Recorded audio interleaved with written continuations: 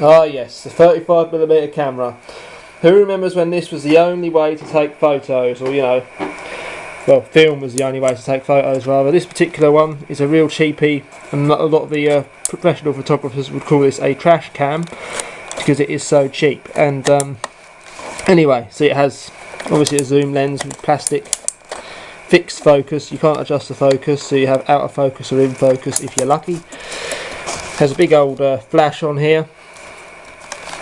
And yeah, this would have been a pretty common, entry-level camera used by hundreds of families to take their, their photos. And the only way you had 24 shots, and that was it. You'd done your 24 shots. You took your film into Boots or wherever, got it developed, and you didn't know what your pictures looked like till the film was developed. Which is kind of cool when you think about it. That anticipation of waiting to see what the photos looked like. I remember that as a kid. I would have been about 5 or so when, this stuff was still being used. Or maybe about 8, something like that. So what year would I see? About 97, 98.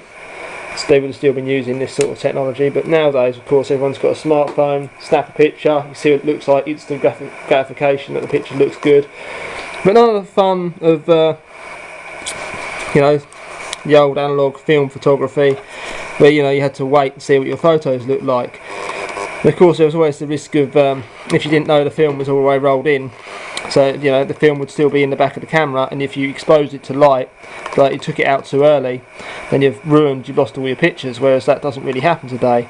You can damage an SD card or whatever, but it's not the same as losing your photos due to not being careful removing the film from the camera.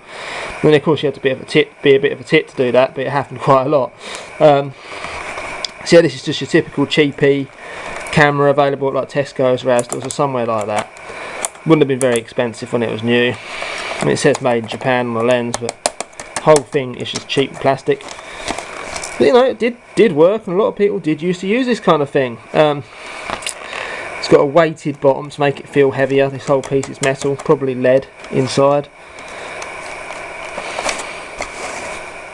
Motor drive, so the film would have wound back on itself automatically every time you took a photo. It would have wound it. You didn't have to wind it yourself.